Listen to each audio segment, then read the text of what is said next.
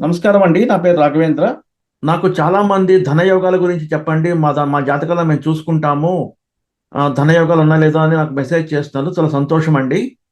ఈ సందర్భంగా నేను ఒక సీరీస్ చేయాలనుకుంటున్నాను. ఈ ధనం యొక్క పరిశోధన గురించి, ధనయోగాల గురించి. సో, దానిలో మొదటి వీడియో ఇదనమాట. ఈ ఈ జాతకాన్ని మీరు ఒకసారి పరిశీలించండి. సో, ఫస్ట్ వీడియో కాబట్టి ఫస్ట్ రూల్ మీకు ఎక్స్‌ప్లెయిన్ చేస్తాను. అదేమంటే శుక్రుడు పంచమాధిపతి అవ్వాలి. అంటే ఐదో ఇంటికి అధిపతి అవ్వాలన్నమాట. ఫిఫ్త్ లార్డ్ అవ్వాలి. అదొక ఫస్ట్ కండిషన్ అనమాట. కండిషన్ 1.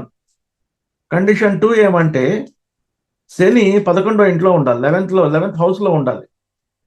11th హౌస్‌లో ఉండాలన్నమాట. అంటే 11th హౌస్‌కి అధిపతి కాదు. 11th హౌస్‌లో ఉండాలి. అలా గనక ఈ 2 కండిషన్స్ గనక మీట్ అయితే ఆ వ్యక్తి కుబేరుడు అవుతాడన్నమాట. కుబేరుడు.